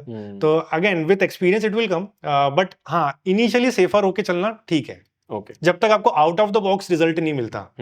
अच्छा, तो भी रिसेंटली फेसबुक में ये एडवांटेज प्लस कैंपेन्स इसी साल शायद लॉन्च हुए, राइट? एंड आई थिंक उसको हमने बहुत अच्छे से यूटिलाइज किया है। तो एडवांटेज प्लस का एक्सपीरियंस आपका कैसा रहा? टू बी वेरी ऑनेस्ट, जो हमारा कैल्विन रॉस ब्रांड है उसके साथ तो बहुत ही अच्छा रहा। इवन जो मेरा यूएस का स्टोर है उसके साथ भी अच्छा रहा। एक्चुअली एडवांटेज प्लस को ना लोग अभी भी बहुत समझ नहीं पा रहे हैं। उसमें होता क्या है, बेसिकली जिनके पास टारगेटिंग्स नहीं है, जो लोग परेशान हो गए कि यार मेरे पास सारे टारगेटिंग ऑप्शन खत्म हो गए हैं या फिर इंटरेस्ट बचे नहीं है, तो फेसबुक ने अब एडवांटेज प्लस कैंपेन निकाले जिसमें आपको टारगेटिंग कुछ भी देने की जरूरत नहीं है। फेसबुक अपने खुद के इंटेलिजेंस से जज करेगा कि कौन सा ऑडियंस आपके लिए बेस्ट है। ठीक है, बट अगेन अगर आप फ्रेश स्टार्ट कर रहे हो और आपका स्टोर नया है, आपके पिक्सल में डेटा नहीं है, आप पिक्सल अगेन आपको पता है पिक्सल हमारे एड अकाउंट का ब्रेन होता है जिसके अंदर सारी चीजें स्टोर होती है, हम जैसे जैसे एड्स रन करते हैं। तो अगर आपके पिक्सल में डेटा नहीं है तो आपका एडवांटेज प्लस कैंपेन अच्छा काम नहीं करेगा, क्योंकि उसको पता नहीं है कि आपको किस तरह की ऑडियंस चाहिए। तो इसीलिए मैं कहता हूँ जब आपका नया एड अकाउंट है, आप नई टेस्टिंग कर रहे हो, तो मैनुअल कैंपेन्स पे ही करो। अगर आपको नीश मिल जाए और आप उस नीश में आपने पैसा लगा चुके हो, कुछ आपने 20-30 हजार 25 हजार रुपए लगा दिए और कुछ सेल्स जनरेट कर दिए, मतलब पिक्सल में डेटा आ गया है, तब आप एडवांटेज प्लस कैंपेन चलाओगे तो फेसबुक को पता रहेगा कि यार आपकी नीश क्या है और आपको कौन सी ऑडियंस चाहिए। तो तब एडवांटेज प्लस बहुत अच्छा काम करती है। स्केलिंग में भी बहुत हेल्प मिल जाती है, क्योंकि आपको नए नए एडसेट्स क्रिएट नहीं करना, डायरेक्ट बजट बढ़ाते रहना है आपको। And Facebook works really well with advantage plus campaign, but उसके लिए पिक्सल में डेटा होना बहुत जरूरी है। तो चलो ठीक है, अब हमने एड्स भी चल गई हैं, सेल्स आने लग गई हैं, अब पॉइंट आता है ऑपरेशंस का, right? And I think Indian e commerce में सबसे ज़्यादा इंपॉर्टेंट चीज़ ऑपरेशंस ही आ जाती हैं। बिल्कुल। सो ऑपरेशंस में अब जैसे आरटीओज हो गए, एनडीआरस हो गए, बाकी रिटर्न एक्सचेंज मैनेजमेंट हो गया, राइट। ये सब चीज़ें अभी आप कैसे मैनेज कर रहे हो? And just to share with everybody, कुछ ऐसे टर्म्स हैं जो शायद पहली बार सुन रहे हैं, उनको ना समझ आए। रोएस, आरओएस जो हम बार-बार बोल रहे हैं, रोएस होता है रिटर्न ऑन एड स्पेंड, कि अगर ₹10 लगा के ₹30 का रिटर्न आए, मतलब 3x रोएस चल रहा है, ठीक है? सीपीपी का मतलब होता है कॉस्ट पर परचेज। आरटीओ का मतलब होता है रिटर्न टू ओरिजिन, मतलब जो ऑर्डर डिलीवर नहीं हुए वापस आ गए, ठीक है? तो ऐसे कर करके मतलब जस्ट टू शेयर, जिनको समझ नहीं आ रहा है, मतलब जो नए हैं। बट हाँ, coming back, how do you ये सारी चीज़ें आप कैसे मैनेज करते हो? सीओडी जो भी मैंने आपको ये सारी चीज़ें राइट। तो again coming to Indian P O D, यही एक सबसे बड़ा रीजन था जो मैं इतने सालों से स्टार्ट नहीं कर पाया। आई थिंक वो सोच पिछले 2 साल से रहा था, आपसे भी मैंने काफी बार शेयर किया था। राइट। बट जो मन में डर था आरटीओ को लेके, क्योंकि जितने भी हम वीडियोस देखते थे यूट्यूब पे, सब कहते थे यार इंडिया में टी शर्ट नहीं सेल कर सकते, मार्जिन नहीं है, और आरटीओ बहुत ज्यादा हैं। तो अगेन सबको डर लगता था कि यार इतना पैसा लगा दिया, क्योंकि यहाँ पे प्रॉब्लम ये है कि लोग पहले ऑर्डर करते हैं, आपको अपनी जेब से पैसा लगाना है, प्रोडक्ट डिलीवर करना है, और फिर आपको वेट करना है कि यार कस्टमर लेगा कि नहीं लेगा। करेक्ट। ठीक है, तो अगर नहीं लिया तो मार्जिन गया, और जो पैसा लगाया वो भी गया, प्रोडक्ट भी वापस आ गया। तो आरटीओ मैनेज करना is the most important thing in this business. मुझे ऐसा लगता है अगर आपने आरटीओ अपना मतलब रिटर्न टू ओरिजिन अगर आपने 20% के अंदर रख लिया तो आप अच्छा मार्जिन कमा सकते हो। ठीक है, अब अगेन लोगों को लगता है कि मार्जिन नहीं है, 70-80 रुपए, इवन 50 रुपए का मार्जिन इज वेरी गुड, क्योंकि यहाँ पे आप वॉल्यूम बहुत आराम से ला सकते हो आप। ठीक है, तो मुझे लगता है कि आरटीओ मैनेज करने के लिए, अब जैसे मैंने जब स्टार्ट किया तो मेरे दिमाग में एक ही चीज थी कि मुझे आरटीओ 20% के अंदर रखना है। तो पहले तो नीशेस ऐसे सिलेक्ट करो जिसमें आरटीओ कम हो। अब आप पूछोगे कि नीशेस कैसे सिलेक्ट कर सकते हैं ऐसी। अब फॉर एग्जाम्पल मैंने सरकाज़म नीश सिलेक्ट की, जिसमें बहुत कॉमिक कोट्स रहते हैं। मैंने जब उसको सेल करने जाऊंगा ना, तो लोग उसके लिए वेट नहीं करेंगे कभी भी। उनको लगेगा कि यार ठीक है, ले लिया तो भी ठीक है, नहीं लिया तो भी कोई उनका जा नहीं रहा है। ठीक है, वो लोग उसको पहन के कोई प्राउड फील नहीं करेंगे, क्योंकि कोट उन्होंने पढ़ लिया, उनको हंसी आ गई, दैट्स इट, एंड उन्होंने मस्ती में बुक कर दिया। मतलब these are not serious buyers. ठीक है, बट अगर मैं जैसे जिम की बात करूं, तो अगर कोई ऐसा कोट है जो आपको अच्छा लग गया कि यार, और आप इमेजिन कर रहे हो कि मैं टी शर्ट पहन के जिम में जा रहा हूं, करेक्ट, तो आप ना वेट करोगे, आप बार बार ईमेल करोगे मुझे कि यार मेरा टी शर्ट क्यों नहीं आया, अभी तक आया नहीं, I am eager to wear. ठीक है, तो वहां से इस टाइप की नीशेस आपका आरटीओ बहुत कंट्रोल करवा देती है। तो पहले तो मैंने नीशेस पे रिसर्च की, फिर जब नीशेस फाइनल हुई उसके बाद फिर मैंने सोचा कि अब मैं इनको कंट्रोल कैसे करूं कि आरटीओ मेरा 20 के अंदर रहे। तो मैंने कॉलिंग के जब सुना कि यार कॉलिंग करते हैं कस्टमर्स को, पहले बहुत सारे लोग मुझे अभी भी पूछते हैं कि सर सिर्फ व्हाट्सएप पे कंफर्मेशन ले ले, बट कॉलिंग, ये मैं सबको बताना चाहता हूँ, कॉलिंग जो हम करते हैं वो सिर्फ मतलब ऑर्डर कंफर्मेशन के लिए नहीं है, उसमें आपको सब कुछ कंफर्म करना है। ऑर्डर का डिटेल्स, मतलब उन्होंने जो साइज सिलेक्ट किया है, उन्होंने जो टी शर्ट का कलर सिलेक्ट किया है, उन्होंने डिजाइन कौन सा सिलेक्ट किया है, उनका एड्रेस क्या है, उनको कब चाहिए। बहुत सारे लोग ऐसे होते हैं, अब क्योंकि उन्होंने सीओडी किया है, कुछ लोग बोलते हैं कि हमको 2 दिन में चाहिए, अब वो 6 दिन बाद जाएगा, कोई मतलब ही नहीं है। और ये कैसे पता लगेगा, जब तक आप कॉल नहीं करोगे पता नहीं लगेगा। तो इवन दो अगर आप व्हाट्सएप पे कंफर्मेशन लेते हो, कॉलिंग करना इज मस्ट, क्योंकि कॉलिंग पे ये सारी डिटेल्स आप ले सकते हो कस्टमर से, और कस्टमर को थोड़ा सा ट्रस्ट मिलता है कि यार ये कॉल कर रहे हैं, मतलब it's a genuine company. And also you can give them assurance कि यार अगर आपको कोई प्रॉब्लम होता है तो आप मुझे वापस कॉल बैक कर सकते हो या व्हाट्सएप कर सकते हो। तो वो अश्योर्ड है कि प्रोडक्ट लेने के बाद कोई प्रॉब्लम होता है तो वी हैव अ नंबर जिसको हम जा सकते हैं, क्योंकि इंडिया में ईमेल इतना लोग प्रेफर नहीं करते। And I remember that thing, जब हम बात कर रहे थे कि अगर कस्टमर आपका ही कॉल नहीं उठा रहा है, तो कल को डिलीवरी वाला जब उसको कॉल करेगा तब भी मोस्ट ऑफली नहीं उठाएगा। एग्जैक्टली। एंड आई थिंक हम ऐसा सिस्टम फॉलो करते हैं ना, जिसमें मॉर्निंग का एक स्लॉट हम लोग ले रखा है, फिर इवनिंग का, वो कैसे आप लोग? यस, तो अभी मुझे अब 2-3 महीने के बाद ये चीज रियलाइज हुई कि जो मॉर्निंग का 11 to 1 वाला स्लॉट है, उस पे लोग फोन उठाते हैं, 1 to 4 में लोग फोन नहीं उठाते हैं। अच्छा। आफ्टरनून में। तो हम लोगों ने स्लॉट बना रखे हैं और हम लोग हर ऑर्डर के लिए 3 बार कॉल करते हैं बस। जैसे आज जो ऑर्डर आया है, हम मॉर्निंग 11 to 1 कॉल करेंगे, अगर उसने नहीं उठाया फिर हम शाम को 4 to 6 के बीच में कॉल करेंगे, and again next morning 11 to 1 में कॉल करेंगे उसको। Got it. अगर इन 3 में कंफर्म नहीं गया तो हम ऑटोमेटिकली कैंसिल कर देंगे हम। ठीक है, गॉट इट। तो ठीक है, तो ऑर्डर कंफर्मेशन वाला प्रोसेस ऐसे चल। यस। आरटीओज भी आपने बता दिया, चलो सबसे पहले तो नीश से सेलेक्ट करो जहां लोग वेट करें। एग्जैक्टली। बट उसके बाद भी जब आरटीओ होते हैं तो उनको डाउन लाने के लिए कुछ और चीजें हैं जो हम लोग करते हैं, एनडीआर हुआ, कॉलिंग करा, वो सब, उसके लिए कुछ है इम्पैक्टफुल जो हम लोग कर रहे हैं? राइट। अब अगेन जब आप लोकल वेंडर के साथ काम करते हो तो जब वो डिलीवर नहीं होता तो उसके लिए एनडीआर क्रिएट हो जाते हैं। Correct. कि ये ऑर्डर डिलीवर नहीं हुआ, you can communicate with the customer. तो कई बार ऐसा होता है कस्टमर बोलते हैं हमको कोई कॉल ही नहीं आया, या फिर हमारे पास कोई आया ही नहीं डिलीवर करने, तो हम उसको वापस से रीशेड्यूल कर सकते हैं। ठीक है। ठीक है। बट जब हम क्विकिंग वगैरह यूज करते हैं तो वो फैसिलिटी वहां पे नहीं होती। बट आप जब कोई क्विकिंग पे ऑर्डर डिलीवर नहीं होता, अनडिलीवर्ड दिखाता है, उस टाइम भी आप कस्टमर को कॉल कर सकते हो और पूछ के क्विकिंग को ईमेल कर सकते हो। Okay. वो लोग वहां पे रिस्पॉन्ड करते हैं कि यार या तो कॉल रिकॉर्ड आप कर लो, क्विकिंग बोलता है आप कॉल रिकॉर्डिंग कर लो कस्टमर के साथ और हमको भेज दो, ताकि हम उसको हमारे जो भी लॉजिस्टिक्स पार्टनर है उनको भेज सकें, तो वहां से वो डिलीवर कर देते हैं। Okay. तो एक तो ये चीज होगी, बट ये हर ऑर्डर के लिए बहुत डिफिकल्ट हो जाता है कर पाना। तो इसीलिए मैं क्या करता हूँ, यूजुअली जैसे ऑर्डर आया, कॉलिंग कर ली, कॉलिंग के टाइम ना मैं पहले एड्रेस पूरा चेक करता हूँ कि यार इसमें सारी चीजें हैं, and you need to be very patient with your customer. उससे सारी चीजें आप पेशेंटली लो, लाइक लैंडमार्क बहुत जरूरी है। एंड अगर कोई कस्टमर हेजिटेट करता है तो मैं ऑर्डर कैंसिल कर देता हूँ। बहुत लोग बोलते हैं कि यार मेरे तो ऑर्डर इतने कम है, मैं कैंसिल क्यों करूँ। आप ये सोचो ना कि जब वो डिलीवर नहीं होगा तो ऑलरेडी लॉस हो जाएगा आपको, इससे अच्छा डिस्पैच ही मत करो। राइट। तो जब तक आप श्योर नहीं हो एड्रेस को लेके, एंड तब तक आपको ये नहीं लगना चाहिए कि यार ये जाएगा नहीं जाएगा, अनसर्टेनिटी नहीं होना चाहिए। Okay. Address should be complete. तो अगर एड्रेस कंप्लीट है, कॉलिंग हो गई है, तो 95% चांसेस है कि इट विल गेट डिलीवर्ड। चलो ठीक है, एक बार जब फिर अब ऑर्डर डिलीवर हो चुका है, कस्टमर को मिल चुका है, मान लो साइज इशू आ गया या उसको क्वालिटी पसंद नहीं आई, तो वो चीज़ हम कैसे डील कर रहे हैं अभी? ओके, तो अब इंडिया में क्या होता है ना कि जब हमने कॉल कंफर्मेशन किया, एक तो हमने सारी चीजें पहले वहां पे कंफर्म कर ली, उसके बाद भी अगर उसको लगता है, अब वैसे यूनिसेक्स के ना बहुत नॉर्मल और रेगुलर साइजेस हैं, तो यूजुअली साइज से रिलेटेड प्रॉब्लम आती नहीं है। ठीक है। ठीक है। एंड अगर आपने प्रोडक्ट खुद चेक किया हुआ है तो फिर आपको लगेगा कि क्वालिटी को लेके भी उतने प्रॉब्लम्स नहीं आएंगे। आप सारी चीजें मेंशन करते हो कि 180 जीएसएम है और ये वाला प्रिंट है। आपको पता होता है कि बहुत मतलब अगर बहुत ही रेयर केस में ऐसा होता है कि कस्टमर आपको कंप्लेन करेगा, तो अगर कोई आता है तो आई give them first time free exchange, मतलब नो क्वेश्चन आस्क। उनको वो अगर बोलते हैं कि मेरी टी शर्ट टाइट है तो मैं उनको फ्री एक्सचेंज देता हूँ। ठीक है। ठीक है। अब अगर आप सबके साथ ऐसा करोगे तो लॉस में चले जाओगे, बट ऐसा होता नहीं है, क्योंकि हार्डली अभी तक हमारा 1.5 से 2% एक्सचेंजेस हैं। नाइस। तो उसको वो क्योंकि बहुत कंट्रोल्ड है, तो इसलिए हमको बहुत अच्छा लगता है उनको फ्री में देने का। और जो टी शर्ट है, या तो आप उसको वापस पिकअप करवा सकते हो या तो कस्टमर के पास छोड़ सकते हो। मैं वापस कस्टमर्स के पास ही रहने देता हूँ, पिकअप नहीं करवाता, क्योंकि उसके लिए फिर पैसा लगता है, एंड वो आएगा फिर वापस कब डिलीवर होगा पता नहीं। तो मैं कस्टमर को बोलता हूँ कि you can keep that as well, तो वो उसमें खुश हो जाता है, एंड अगेन आगे चल के और भी बाय करता है, तो कहीं ना कहीं से वो वहाँ रिडीम हो जाता है। तो एक्सचेंज देने में कोई प्रॉब्लम नहीं है, आपकी ट्रस्ट वैल्यू बढ़ती है और आपका ब्रांड की तरह आप आगे निकलते हो। और रिटर्न, अगर कोई रिटर्न मांगता है कि मुझे नहीं रिफंड दो, फिर? हाँ, अब अगेन अगर कोई, हम लोग ने वेबसाइट पे मेंशन करते हैं कि रिफंड किस सिचुएशंस में वैलिड है। Okay. अगर आपको डिफेक्टिव प्रोडक्ट मिला है, या फिर आपको गलत डिजाइन मिला है, या तो गलत साइज मिला है, ठीक है, we can provide you free exchange, but refund उन्हीं कंडीशन में होगा जब आपको प्रोडक्ट ही गलत मिला है या फिर प्रोडक्ट में कोई प्रॉब्लम है। एंड इफ एनीवन, जैसे अभी मुझे रिसेंटली एक कस्टमर ने इमेज भेजा था कि उसके टी शर्ट में एक छोटा सा होल था, तो आई आस्क्ड हिम कि यार आपको इसके बदले में दूसरा भेज देता हूँ, आप इसको भी रख लो, दूसरा भेज देता हूँ, और अगर आपको रिफंड चाहिए I can do that as well. तो उसने बोला मुझे आप रिफंड दे दो,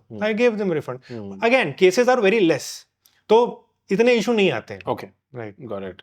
ठीक है, तो चलो यार, अब हमने प्रीटी मच काफी कुछ कवर कर लिया है, from design research to refund operations, right? Yes. अब काफी लोग जो अभी स्टार्ट करना चाह रहे हैं, ऑलरेडी कर रहे हैं, निशेस का एक दिमाग में रहता है, राइट? तो आपके हिसाब से इंडिया में टॉप ऑफ द हेड कौन सी निशेस हैं जो आप लोगों को बोलोगे कि तुम यहाँ से ट्राई करना शुरू कर सकते हो? राइट। फिटनेस इस मतलब फिटनेस निश ऐसी है कि जब जब मैं उसको रन करता हूँ उस पर सेल्स आती हैं, क्योंकि आई थिंक फिटनेस वाले लोग बहुत ज़्यादा हैं। एंड अभी अगेन जैसे जनवरी जो फर्स्ट क्वार्टर आता है उस टाइम लोग थोड़ा मोटिवेटेड भी रहते हैं फिटनेस को लेके, new year resolution and all. तो fitness is a very good niche, और ये पूरे 12 महीने चलती है। ठीक है। दूसरी अगर बात करें तो बाइकर्स, इंडिया में बाइकर्स बहुत पैशनेट है। अगेन ये जो निशेस है ना, ये बहुत पैशनेट निश है। अगेन जैसे मैंने बोला था कि लोग वेट करेंगे प्रोडक्ट के आने का, क्योंकि उनको पहनना है और बाइक चलाना है वो पहन के, तो बाइकर निश इज वन। एक और निश है चाय, दैट इज टी। टी निश is very very good in India. मतलब ये मुझे इनिशियली लगता था कि यार ये टी सी होगी, हाँ कौन खरीदेगा ये सब, but tea lovers are very much in India. मतलब लोग इतना प्रेफर करते हैं। जैसा यूएस में कॉफी नीश है, इंडिया में टी नीश है। एंड लोग चाय के वो हिंदी में लिखा हुआ चाय और उससे रिलेटेड कोट बहुत चलते हैं वो। तो वो भी एक बहुत अच्छी नीश है। उसके अलावा अगर हम बात करें तो travelling, yes, travelling is another निश जो इंडिया में लोग, अब क्योंकि हम लोग इंडिया में ही रहते हैं तो हमको पता है कि किस तरह की चीजें, पता है। स्पोर्ट्स, अगर आप क्रिकेट से रिलेटेड कोट्स डाल दो, अब बहुत चलते हैं। क्रिकेट हो गया, टेनिस हो गया, बहुत है, football, people are loving it. And finally जो आपके एजुकेशन है, लाइक आपके कैरियर्स, प्रोफेशन। Professions, yes. मैंने अभी रिसेंटली देखा एक वो वकील करके एक टी शर्ट था, वो बहुत बेस्ट सेलर था वो। नाइस। तो उसमें लोग प्रोफेशन को लेके कोड्स डालते हैं, आर्किटेक्ट हो गया या फिर लॉयर हो गया, इंजीनियर, डॉक्टर। उससे रिलेटेड डालते हैं। Nice. एंड उस पे लोगों ने नीश स्टोर बना दिए हैं, सब कैटेगरीज डाल डाल के प्रोफेशन के ऊपर। तो I think there are different ideas, but ये सारे नीशेस आप स्टार्ट कर सकते हो। ओके, अब जैसे मान लो किसी ने जनरल स्टोर स्टार्ट किया, तो जनरल टू नीश आप कब रेकमेंड करते हो कि कोई जाए? व्हाट इज दैट पॉइंट जहाँ पे कोई सोच सकता है कि या तो मैं इसी को पूरा नीश बना दूं या नया स्टोर स्टार्ट करूं? क्या रिकमेंडेशन है? इंडिया में आई वुड से कि आप जनरली रखो। अच्छा। मतलब यूएस में इट इज़ वेरी गुड, अगर आपके पास नीश स्टोर है तो कन्वर्जन रेट बेटर हो जाता है। इंडिया में मैंने एक चीज़ देखी है कि कन्वर्जन रेट उतना ही रहता है नीश का भी और जनरल स्टोर का भी। Okay. And general store gives you way more flexibility in terms of testing more design. आप और डिजाइन टेस्ट कर सकते हो, नए नीश टेस्ट कर सकते हो। एंड पिक्सल और हमारे फेसबुक एड अकाउंट पे भी फर्क नहीं पड़ता जब आप नए नए नीश ट्राई करते हो। पहले फेसबुक का थोड़ा सा परफॉर्मेंस बिगड़ जाता था जब हम नए नीश ट्राई करते थे, अब नहीं होता। तो आई वुड से कि stick to general store only. अगर आपको नीश स्टोर बनाना भी है तो आपकी नीश में सब कैटेगरीज होनी चाहिए। हाँ, मतलब बहुत ब्रॉड होना बहुत ब्रॉड होना चाहिए। जैसे मैंने एजुकेशन की बात की, प्रोफेशंस की बात की, बहुत ब्रॉड है। तो प्रोफेशन में बहुत सारे प्रोफेशन डाल दिया आपने, तो वो एक तरह का जनरल स्टोरी हो गया। सेम अगर फिटनेस में आ गया तो Right. फिटनेस, स्पोर्ट्स आ गया। हाँ, अलग अलग स्पोर्ट्स आ गया, फिटनेस में अलग अलग एक्सरसाइजेज हो गई, उसका कर दिया, योगा भी उसमें इंक्लूड कर दिया। तो अगेन इस तरह से आप बहुत, क्योंकि अगेन जितना ब्रॉड रखोगे ना, स्केलिंग उतनी अच्छी होगी, गॉट इट। फेसबुक को ऑडियंस उतनी अच्छी मिलेगी। ठीक है, तो चलो यार, निशेस का भी वेरी नाइस रिकमेंडेशंस, बढ़िया है। अब बारी आ जाती है अकाउंट्स की। देखो सारा गेम, क्योंकि यहाँ पे आरटीओस भी होते हैं, सारे ऑर्डर डिलीवर नहीं होंगे। राइट। अकाउंटिंग मतलब सबसे पहले जब कोई लाइव जाता है, पैसा उसके पास आया नहीं है, दे वो चुका है, राइट? आप क्या सबसे पहले बजट का बताओ, मतलब आप what budget would you recommend कि कोई स्टार्ट करे, अज्यूमिंग कि मेनली पैसा एड्स में लगाएगा इंसान, राइट? तो क्या बजट रेकमेंड करोगे आप? I would say anywhere close to 1.5 lakh. Okay. 1.5 lakh के आसपास चालू करना चाहिए। एंड इंडिया में जो फर्स्ट मंथ होता है ना, वो बहुत इंपॉर्टेंट होता है, क्योंकि यहाँ पे आपको सेल्स तो आती है बट आपको पता नहीं है कि डिलीवर कितनी होंगी। Correct. And it is very important to calculate RTO percentage, कि आपका आरटीओ परसेंटेज है कितना। राइट। अब फॉर एग्जाम्पल हम लोग क्या करते हैं, जैसे आज जो प्रोडक्ट हमको सेल आई है उसको हम शिप करेंगे कल, वो 7 to 10 डेज में डिलीवर होगा। तो मतलब आपको 10 डेज में पता लगेगा कि उसका रिजल्ट कैसा रहा। ट्रू। ठीक है, तो आप जब तक ये नहीं बोल सकते हो कि आपने कितना पैसा कमा लिया है या फिर इतने की सेल कर ली है। तो 15 डेज का साइकिल हमको रखना चाहिए। ओके। तो फर्स्ट 15 डेज आप सेल करो, स्केल बिल्कुल मत करो। नेक्स्ट 15 डेज में आप चेक करो कि आपका आरटीओ परसेंटेज वो फर्स्ट 15 डेज का कितना रहा। ठीक है। ठीक है, वंस यू गेट कि यार मेरे 15 दिन में इतनी सेल आई थी, इसमें से इतने डिलीवर हुए and my RTO percentage is 25 या 30 है, जो भी है, उसके हिसाब से मुझे मेरा रोएस, मतलब कितने रुपए में मुझे सेल लानी है, मतलब that is CPP, cost per purchase कितना होना चाहिए, पता लग वो कैलकुलेट करना पड़ेगा आपको। राइट। तब मालूम पड़ेगा कि आप प्रॉफिट में हो कि लॉस में हो। क्योंकि इंडिया में होता क्या है, लोगों को सेल आती है, वो लोग पैसा लगाते जाते हैं and they do not calculate RTO rate. Correct. RTO rate जब तक आप कैलकुलेट नहीं करोगे, आपको पता नहीं लगेगा कि आप प्रॉफिट में हो कि तो नहीं। मतलब आपने ये बोला कि मान लो पहले 15 दिन नॉर्मल बजट पे टेस्टिंग वेस्टिंग चली, यस यस 15 दिन मान लो निकल गए, अब Right, right. अब क्या होगा कि जो पहले 2-3 दिन में ऑर्डर निकले थे, वो अब अगले 2-3-15 दिन के बाद डिलीवर हो गए। Yes yes Right? Yes yes तो अब आपने देखा कि इतने ऑर्डर, 10 ऑर्डर आए थे, 7 डिलीवर हुए हैं, तो Yes. मतलब 3 ऑर्डर डिलीवर नहीं हुए, मतलब 30% का आरटीओ रेट है। एग्जैक्टली। तो आपको और ऐसे ही आपने आप चेक करने लगे, पूरे हफ्ते का देख लिया आपने, हाँ, पहले हाँ। 7 दिन का क्या रहा, Right, 10 right. दिन का क्या रहा। राइट तो आफ्टर 15 डेज ऑर्डर डिलीवरी आपको आइडिया लग जाएगा कि मेरा आरटीओ रेट इतना चल रहा है। एग्जैक्टली। तो मतलब अगर 30% आरटीओ है, तो इसका ये मतलब हो गया कि अगर आप लाख रुपए का रेवेन्यू कर रहे हो, तो उसमें से 70,000 ही आपके पास आएगा। यस यस 30,000 तो गया। हाँ। तो आपका एक्चुअल रेवेन्यू 70,000 है। Yes. अब उस हिसाब से अब आप कैलकुलेट करोगे कि चलो भाई खर्चे कितने हुए, खर्चे कितने हुए, कि मतलब मेरा कॉस्ट ऑफ गुड्स इतना था, डिलीवरी रेट इतना था, ऐड इतना था। हाँ, कि ऐड के लिए इतना ही बचेगा मेरे Yes, पास, राइट? yes, तो वो आपका हो गया ब्रेक इवन Yes. कॉस्ट पर परचेज। उस हिसाब से आपका रिटर्न ऑन एड स्पेंड निकल जाएगा, फिर आप स्केलिंग करना शुरू करोगे। Yes. Got it. तो हम लोग Nice. मतलब जो हम बोल रहे हैं ना, आरटीओ परसेंटेज क्यों जरूरी है, जो हम पीएनएल बनाते हैं, प्रॉफिट एंड लॉस शीट बनाते हैं, राइट। तो वहां पे बहुत इंपॉर्टेंट है कि हम वो हमारा आरटीओ रेट डालें। क्योंकि आज मेरा रेवेन्यू 1 लाख का है, अब मेरा आरटीओ 20% है, हाँ। तो मेरा रेवेन्यू है 80,000, ठीक है, और जो खर्चे हैं वो सारे उतने ही 80,000 के लिए ही हैं। करेक्ट। अगर मैं उसको 1 लाख के लिए मानूंगा दिक्कत तो है। फिर दिक्कत हो जाएगी। हाँ। इसलिए RTO percentage is very important. Right. अगर वो 30 है तो आप उतना डालो, 25 है तो उतना डालो, Right. एंड फिर आपको एक्चुअल फिगर मिलेगा कि यार मैं कितना प्रॉफिट में हूँ, कितना लॉस में हूँ। राइट। हाँ, इसका एक और मैं तुम लोग को एग्जांपल देता हूँ। मान लो भाई तुम लोगों ने खर्चा किया, तुम्हारा लाख रुपए की सेल आ गई और तुम्हें लग रहा है कि तुमने लाख रुपए की सेल लाने के लिए 30,000 रुपए स्पेंड कर दिए, ठीक है, Right. और तुम्हें लग रहा है बढ़िया है, मतलब रोवास 3 से ज्यादा है, तो तुमने 20,000 रुपए स्पेंड कर दिए कि मेरा 5 का रोवास आ रहा है, मजे में हूं मैं। तुम अज्यूम कर रहे हो कि लाख रुपए की सेल आई है 20,000 रुपए लगा के, लेकिन 15 दिन बाद तुम्हें रियलाइज होगा कि लाख रुपए की नहीं 70,000 की आई थी, क्योंकि 30% और डिलीवरी नहीं हुए।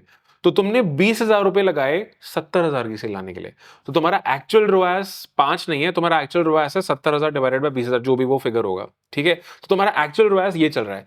अब जब तुम स्केल करोगे ना, तो तुम अपने रियल रोआस के हिसाब से स्केल करोगे, रादर दैन थिंकिंग कि मैं 5 रोआस चल रहा था एंड ऑल, राइट। तो इसलिए ये देखना बहुत जरूरी हो जाता है कि एक्चुअल रेवेन्यू कितना हो रहा है आरटीओ के बाद, वहां से रोआस कैलकुलेट होगा कि इतना कॉस्ट पर परचेज, इतना मार्जिन बचेगा मेरे पास, उस मार्जिन से ज्यादा तुम स्पेंड कर नहीं सकते कस्टमर एक्वायर करने के लिए। उस हिसाब से तुम अपना रिटर्न ऑन एड स्पेंड या रोआस जिसको बोलते हैं वो कैलकुलेट करोगे, और फिर धीरे धीरे स्केल करना शुरू करोगे, ठीक है। तो अभी जब हम अपना रेगुलर अकाउंटिंग पीएनएल वगैरह बनाते हैं, तो हम ऐसे करते हैं ना, एक तो हो गया रेवेन्यू जो right. स्टोर पे दिख रहा है, Yes. कंफर्म्ड वाला, जो Yes. आपने कॉल पे कंफर्म किया है, Yes. बाकी हम कैंसिल कर देते हैं ऑर्डर, तो वो Right. रेवेन्यू तो हमारे लिए वो है ही कट गया वो राइट। already. फिर हमने 20% शायद आरटीओ Yes, हम consider करते हैं। आप बताओ मतलब वो कैसे कॉलम। तो हम लोग क्या करते हैं, जैसे हमारा मैं एग्जांपल के साथ बताता हूँ। फॉर एग्जांपल हमारा मेन रेवेन्यू जो हमारे शॉपिफाई स्टोर पे दिख रहा है इस मंथ का, वो है 1 लाख रुपए, ठीक है, ठीक है। अब मैं 20% आरटीओ मानता हूँ, ठीक, आएगा ही आएगा, मान हाँ, लिया, उसके ऊपर बट मैं जाने भी नहीं देता हूँ, ठीक है, किसी महीने 15% रहता है, किसी महीने 18, बट मैं 20% मानता हूँ, ठीक है, ऑन अ सेफर साइड। तो मेरा वो हो गया 80,000 रुपए, तो मेरा एक्चुअल रेवेन्यू हो गया 80,000। अब इसमें मैं डालता हूँ खर्चे। खर्चे क्या होंगे इसमें, फॉर एग्जांपल हमने एड्स रन किया, पहले तो हम बात करते हैं नंबर ऑफ ऑर्डर्स कितने आए। अब उस 80,000 रुपए के लिए लेट सपोज मेरे पास 50 और या 100 ऑर्डर आए, उनमें नंबर ऑफ पीसेस थे 150, ठीक है। तो अब 150 के लिए पर पीस मेरे को लगता है जैसे क्विकिंग 380 जाके 400 मान लो, ठीक है, तो मैं 400 रुपए एक पीस के लिए चार्ज करता हूँ, 150 के हिसाब से उसका मल्टीप्लाई हो जाएगा। फिर एड कॉस्ट आ गई, एड कॉस्ट प्लस जो मेरा प्रोडक्ट कॉस्ट था उनको ऐड करके जो 80,000 था उसमें से माइनस कर दूंगा, तो मेरा जो बचा वो मेरा प्रॉफिट हो जाएगा, ठीक है। अब उसमें आप एडिशनल जो थोड़े बहुत मिसलिनियस खर्चे, शॉपिफाई फीस वगैरह, वो आप ऐड कर सकते हो, बट वो नेग्लिजिबल रहेगी। बट आप जब 20% आपने आरटीओ हटा दिया तो आपके एक्चुअल प्रॉफिट आपका आ जाता है। तो आप एड कॉस्ट में जीएसटी इंक्लूड करके, अच्छा, आप ये नहीं सोचते कि इनपुट आएगा, नहीं नहीं नहीं, अच्छा, आपके लिए वो कॉस्ट है, एग्जैक्टली। तो आपका डेली जो आपका एड स्पेंड हुआ है, जैसे अगर 5,000 हुआ है इंटू 1.18 आप कर दो, तो जो भी आपका अमाउंट है वो आप इंक्लूड करके ही रखो, ठीक है। ये अच्छा है, क्योंकि कई बार क्या होता है कि लोग सोचते हैं 18% है, आ जाएगा बाद में, ठीक है, बट दिस इज गुड, इसमें आपने वर्स्ट केस सिनेरियो अज्यूम कर लिया, एग्जैक्टली, कि 20% आरटीओ मान लिया, 18% जीएसटी एड्स पे जो लगता है वो भी कॉस्ट मान लिया, यस, राइट। और जो आप फुलफिलमेंट को पे कर रहे हो, अगर वो आरटीओ आता है, वो आपके पास स्टॉक में भी आता है, वो स्टॉक में राइट, लेकिन आपने ये मान लिया भाई मैं तो पे कर, वो भी गया, राइट, बट ताकि अगली बार अगर वो स्टॉक से उठेगा, यस, आपका फायदा ही है, फायदा है, बट ऑन पेपर आपने वर्स्ट केस सिनेरियो, बहुत ही बढ़िया, मतलब अगर यहाँ पे आपको 500 रुपए भी बच रहे हैं ना, तो इट मींस कि it's good, right, you are earning good amount of money, right. अच्छा, इससे याद आया, जब जो आरटीओ होते हैं, तो जो आपका सप्लायर है, चाहे वो क्विकिंग है या जो लोकल सप्लायर है इंदौर में, कितने टाइम तक वो स्टॉक करके रखता है उसको? क्विकिंग 100 दिन तक रखता है। अच्छा, 100 डेज, हाँ, तो व्हेनेवर अगली बार जब भी ऑर्डर आता है वो ऑटोमेटिकली वहां से डिस्पैच कर देता है, तो वो आपको उनको इंटिमिडेट मतलब कुछ नहीं करना कि ठीक है, नाइस, बहुत इजीली हो जाता है, मतलब ऑटोमेटिकली सारी सिस्टम रहता है, जैसे आया ऑर्डर वो आपसे चार्ज नहीं करेंगे, सिर्फ शिपिंग चार्ज करेंगे, and that's it. And what about the private supplier, उसका सेम वो एक स्टॉक लिस्ट बना के रखते हैं, वो वहां पे अपने ऊपर है, क्योंकि again we have maintain a relationship with them, तो वो एक उन्होंने एक सेपरेट जगह दे दी है जहाँ पे हमारा स्टॉक रहता है, तो जब भी ऑर्डर आता है, आरटीओ होता है, वो वहां पे जाता है एंड ऑटोमेटिकली वहां से वो उनके लिस्ट में एंटर हो जाता है वो, कि ये प्रोडक्ट वापस आया है, तो जब भी नेक्स्ट टाइम ऑर्डर आता है ऑटोमेटिकली डिस्पैच कर देते हैं। Got it. अच्छा, तो यार अब हमने प्रीटी मच सब कवर कर लिया है, मतलब मैं सोच रहा हूँ हमने डिजाइन, रिसर्च, बनाना, store, ads, RTO, COD, exchange, I think niches, accounting, सब बात कर लिए। डू यू थिंक कुछ बचा है? नहीं, I don't think so, but हमको सबको ये बताना चाहिए ना कि वो लोग कैसे स्टार्ट कर सकते हैं अपना बिजनेस, राइट, हाँ, राइट। सो गाइस देखो, मैंने मुकुल का कई बार एग्जाम्पल दिया है, मैं वीडियोस में भी बात करता हूँ, स्टोरीज में भी डालता हूँ, आज मुकुल लाइव यहीं पे है। सो मुकुल जॉइंड, जैसे मुकुल ने बताया, उनको एक एड दिखी, then he joined one of our programs back then, and it's been so many years now, और मुकुल खुद ऑलमोस्ट 20 करोड़ का रेवेन्यू कर चुके हैं तब से लेकर अब तक, अपने सारे ई कॉमर्स बिजनेसेस मिला के, ठीक है। मैं इसमें कैलविन रॉस को काउंट नहीं कर रहा हूँ, this is what he is done for himself for his own P O D businesses, okay. Calvin Ross, we are partners in Calvin Ross as well, but that's a separate business, मैं उसकी बात नहीं कर रहा हूँ यहाँ पे। एंड नॉट जस्ट दैट, तब से लेकर अब तक the students that we had in our programmes वो 50-60 करोड़ से ज़्यादा का रेवेन्यू कर चुके हैं अपने खुद के प्रिंट ऑन डिमांड बिजनेसेस में। And the program that we run उसमें मुकुल और मैं पार्टनर्स उसमें भी हैं। So Mukul leads the entire print on demand coaching in the program, right? So अगर तुम्हें अपना इंडियन पीओडी बिजनेस, देखो तो हम अपने प्रोग्राम में इंटरनेशनल पीओडी भी सिखाते हैं, बट हम इंडियन पीओडी तुम्हें रेकमेंड करेंगे, राइट? तो अगर तुम अपना इंडियन पीओडी बिजनेस बनाना चाहते हो and you want our help, तो मैं तुम्हें रेकमेंड करूंगा तुम हमारे प्रोग्राम की ना वेटलिस्ट को ज्वाइन कर लो। वेटलिस्ट का लिंक हम नीचे ऐड कर देंगे। ये वही प्रोग्राम है जो मुकुल ने ज्वाइन किया था तब। ये उसका पता नहीं कितनी बार हम इसको बेटर कर चुके हैं, रिवाइज कर चुके हैं। So this is the best version of the programme. It's called the POD power house, okay? And अगर तुम इसमें इंटरेस्टेड हो, तुम्हारे पास 1-1.5 लाख का बजट है जो तुम एड्स में लगा सकते हो अगले 3-4 महीने में, तो नीचे वेटलिस्ट ज्वाइन कर लो। जब तुम waiting list, email waiting list join करोगे, तुम्हें एक ईमेल आएगा। उस ईमेल में ना प्रोग्राम की डिटेल्स होंगी और नेक्स्ट स्टेप होगा कि नेक्स्ट स्टेप तुम्हें क्या लेना है। So that's it. Join the waitlist by going by clicking on the link below. And like I said यार, Mukul himself is the live case study of how powerful this program is. And Mukul and I together have been able to generate more than 50-60 CR in revenue for our students जिन्होंने scratch से अपना print on demand business start किया। In fact इसी साल यार हमने Indian POD पहले खुद स्टार्ट किया, फिर अपने स्टूडेंट्स को सिखाना स्टार्ट किया। yes इसी लास्ट कुछ महीने में देख रहे हैं कि लोग तोड़ रहे हैं, मतलब yes last 2 months people are killing it। हाँ, they're absolutely killing it because जो हम अपने इंडियन पीओडी बिजनेस में सीखते जा रहे हैं, अब हम अपने वीकली कॉल्स में प्रोग्राम में लोगों को बताते रहते हैं, तो people are absolutely killing it. और यार I think Indian POD, like आपने बोला कि ये वो टाइम है जो इंटरनेशनल में 2018-19 में था, राइट? तो अगर तुम्हें लेवरेज करना है, जल्दी से जल्दी शुरू करो। And the waitlist link is below. फिर अपना ईमेल चेक कर लेना, नेक्स्ट स्टेप तुम्हें पता लग जाएगा। That's it Mukul, it's been a pleasure to have you.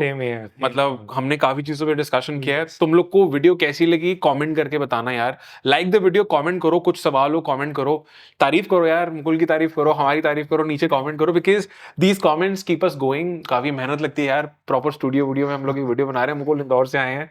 So do leave a comment, let us know, कुछ क्वेश्चन है बताओ, चैनल को सब्सक्राइब करो। और अगर हमसे एक प्रिंट ऑन डिमांड बिजनेस बनाना सीखना चाहते हो through a group mentorship programme, join the wait list. That's it, Mukul. Thank you so much. Thank you for having me. Been a pleasure to have you. Absolutely. And we should do this more often. हमें और करना चाहिए। Yes, मैं आपसे बता ही रहा था कि ये चीज आई थिंक बहुत मोटिवेटिंग होती है सबके लिए। Correct. So that's it, guys. We're gonna see you in the next video.